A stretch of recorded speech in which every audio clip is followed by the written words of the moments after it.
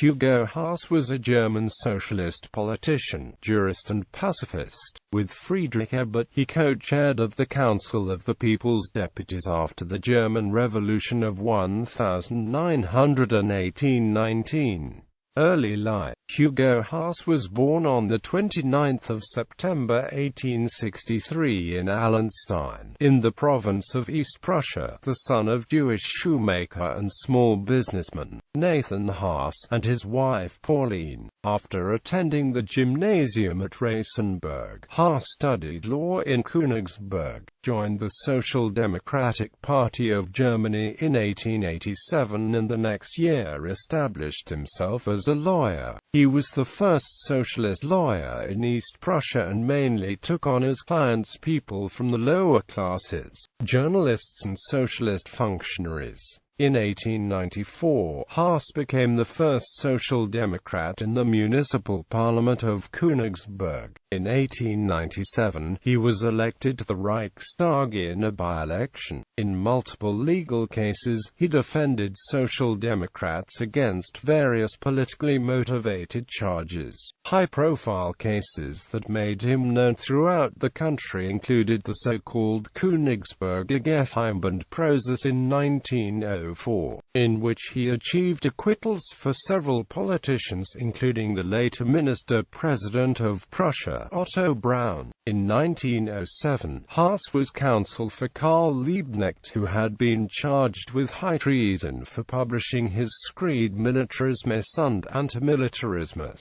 Haase belonged to the so-called revisionist wing of the party, which in contrast to the Marxists, supported gradual reforms and no longer saw the best path to social and political change and revolution. In 1911, he became SPD chairman along with August Bebel. In 1912, Haase was re-elected to the Reichstag and, together with Philipp Scheidmann, became chairman of the SPD Reichstag group.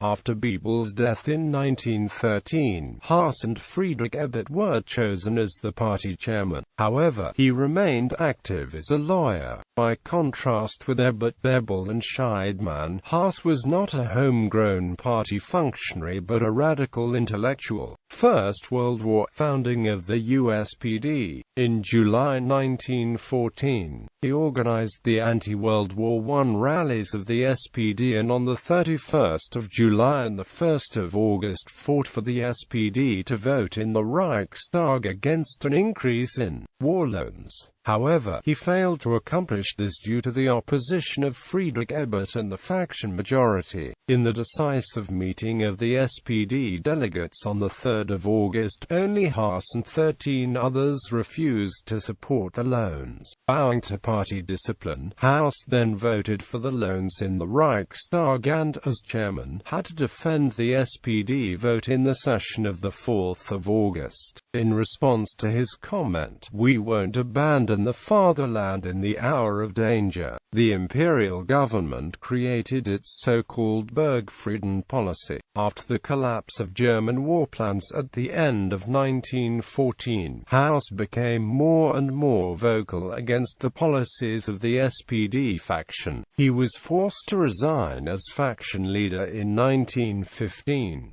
That June, he signed the Manifesto Gebot der Stunde, which openly opposed the war aims of the government. In March 1916, Haase and 18 other SPD delegates voted against the government's emergency budget. He was forced to resign as party chairman of the SPD.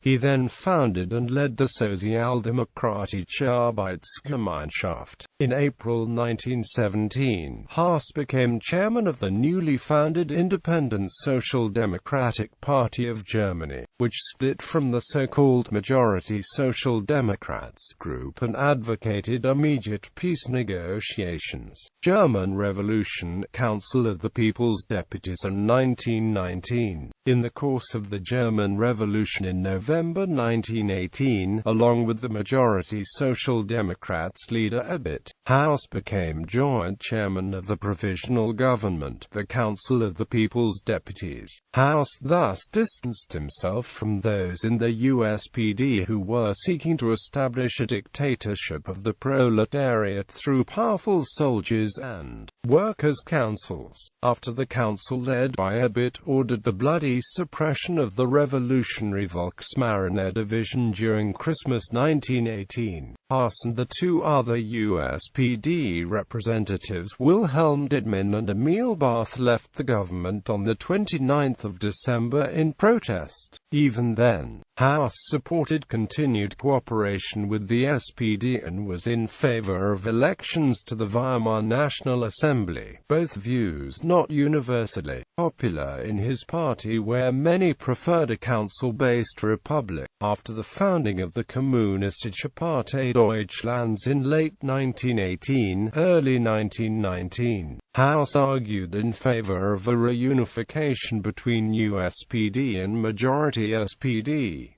Notwithstanding this position, many in the majority SPD loathed him. This was mainly due to the fact that the USPD's very existence provided a political alternative to the left of the SPD, which was particularly attractive to many workers. In order to retain the support of the revolutionary masses, the SPD leadership thus was forced to steer a more leftist course than they would otherwise have chosen if left to their own devices. It also made the job of feeding the population, keeping up law and order and decommissioning the huge wartime army whilst replacing the empire with a republic harder by threatening to antagonize the mostly conservative civil service and, in particular, the leadership of the military. The Haase-led USPD only achieved a disappointing 7% of the vote for the National Assembly on the 19th of January 1919. On the 8th of October 1919, Haase was shot by Johann Voss, an apparently mentally ill leather worker. He was severely injured and died on the 7th of November. Haase is buried on the Zentralfriedhof Friedrichsfelde in Berlin. Hugo Haase had been married to Thea, with whom he had a son.